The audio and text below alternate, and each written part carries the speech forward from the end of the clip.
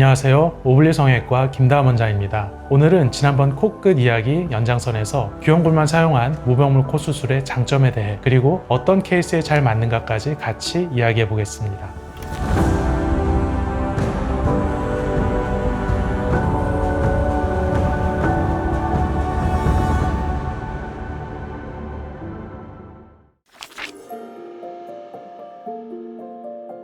왜 코끝에는 귀염골이 주인공일까요? 저는 코끝 수술에서 귀염골을 주 재료로 사용하는 것을 기본 원칙으로 삼고 있습니다. 물론 재수술이 많았거나 비중격이 심하게 손상된 경우 혹은 아주 특수한 상황에서는 늑연골을 선택하기도 합니다. 하지만 코끝 수술의 주인공은 누구냐라고 묻는다면 저는 여전히 귀염골이라고 이야기합니다.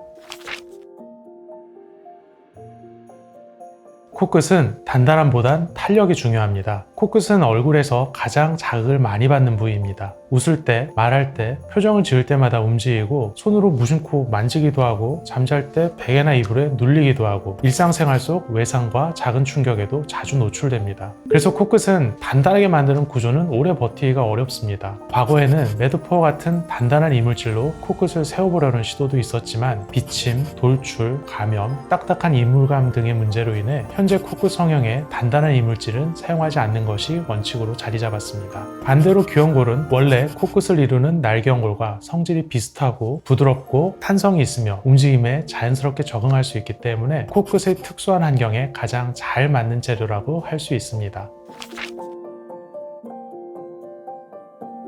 귀염골 수술의 핵심은 쌓기가 아니라 재배치입니다. 여기서 한 가지를 정확히 짚고 넘어가야 합니다. 귀염골을 사용했다는 말이 곧 좋은 수술을 의미하지는 않습니다. 과거에 귀염골에 대한 떨어진다, 흡수된다는 이슈가 많았던 이유는 대부분 귀염골을 그냥 쌓아 올리는 방식으로 사용했기 때문입니다. 날개연골 사이에 단순히 끼워 넣고 그 위에 덧대듯이 올려놓고 정작 코끝의 원래 구조는 손대지 않은 채 위에만 재료를 더 얻는 수술들, 이렇게 되면 구조는 그대로인데 그냥 위에 무언가를 올려놓은 상태여서 시간이 지나며 눌리고 흡수되고 떨어질 수밖에 없습니다. 제가 생각하는 귀염골만 사용한 무병물 코수술의 핵심은 다릅니다. 먼저 날개연골 자체를 재배치해서 원하는 높이와 위치와 모양을 만들고 그 구조를 지지해주는 역할로 귀염골을 쓰는 것입니다. 조금 어렵게 들릴 수 있지만 정리하면 이렇습니다. 내측 지지를 통해 코끝이 얼마나 앞으로 나올지를 잡아주고 뒤쪽 지지를 통해 얼마나 들지 내려올지 위치를 조절하고 날개연골 자체의 모양을 통해 코끝의 둥근 정도와 각도를 디자인합니다. 이 모든 과정을 힘으로 억지로 버티게 만드는 것이 아니라 힘을 빼도 제자리에 있는 텐션 프리 구조, 즉 안정적인 모양으로 만들어주는 것, 이게 귀염골 코끝 수술의 진짜 포인트입니다.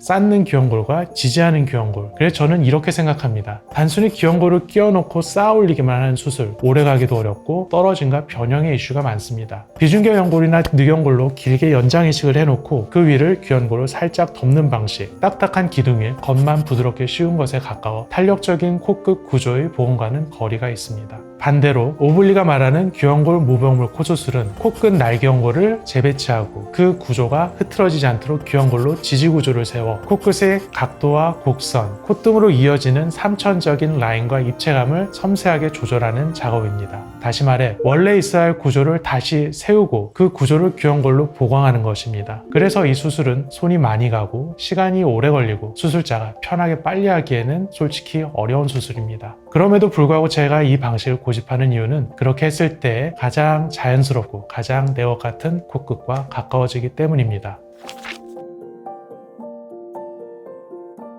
그럼 어떤 분들이 귀염골 위주의 무병물 코수술에 가장 잘 맞을까요? 대표적인 케이스를 두 가지 정도만 예를 들어보겠습니다. 첫 번째, 화살코. 정면에서 보면 코끝이 퍼져 보이고 앞에서 보면 코끝이 살짝 떨어져 있으며 콧대를 높이지 않아도 괜찮은 화살코 케이스의 경우, 이런 경우에는 콧대 보형물을 사용하지 않고 기존 본인의 뼈와 연무조직 라인과 높이를 최대한 살려두고 코끝과의 이음매를 귀염골과 자가진피를 이용해 정리해주면 코끝은 또렷해지고 퍼져있던 부분은 정리되며 과하게 뾰족하거나 인위적인 성형한 티가 나지 않는 원래 내 코 같지만 더 정돈된 느낌의 코로 개선할 수 있습니다. 특히 무보형물이고 싶다, 화려한 코보다는 내 얼굴에 맞는 자연스러움이 좋다 라고 생각하시는 분들께 매우 잘 맞는 케이스입니다. 딱딱한 코끝에서 부드러운 코끝으로 교정하고 싶을 때, 과거에 비중격이나 늑연골로 과하게 연장 이식을 해서 코끝이 많이 들어 올리거나 딱딱해진 경우에 만지면 딱딱해지고 웃을 때 움직임이 어색하며 피부가 얇아지고 비침이 걱정되는 경우에는 먼저 과도한 지지 구조를 안전하게 정리하고 코끝의 구조를 다시 원래의 코의 구조로 복원한 뒤 귀형골을 이용해 쌓아 올리는 방식이 아닌 조금 더 부드럽고 탄력 있는 지지 구조로 재구성해 줍니다. 즉, 높게 쌓아 올린 귀형골을 단순히 제거하는 코끝을 낮추는 수술이 아니라 딱딱한 기둥 위에 있던 코를 다시 탄력 있게 움직일 수 있는 코로 바꾸어주는 과정입니다.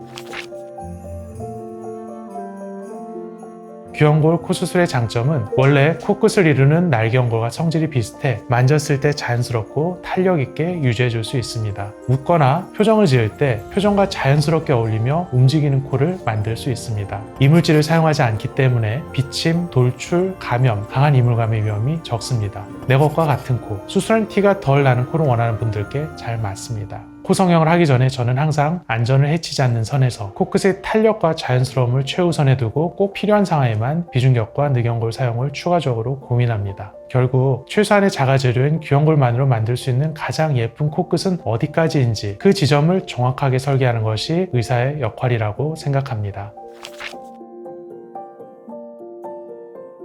귀형골만 사용한 무병물 코수술, 결국 이 방법을 선택함은 시간과 정성이 필요한 수술입니다. 귀형골을 이용한 코끝 수술, 연골 재배치, 지지구조의 설계, 3차원적인 곡선의 조정, 표정과 움직임까지 고려한 텐션 프리 구조 설계, 하나하나 직접 손으로 만들어가는 작업이기 때문에 시간이 오래 걸리고 기술적으로도 쉽지 않은 수술입니다. 그래서 저는 빠르게, 많이, 단시간에 여러 케이스를 처리하는 시스템과는 사실 잘 맞지 않습니다. 하지만 오래 보아도 편안하고 내 표정과 함께 살아 움직이는 코를 원하신다면 귀형골만을 사용한 무병물 코 수술은 오히려 아주 좋은 선택지라고 자신있게 말씀드릴 수 있습니다.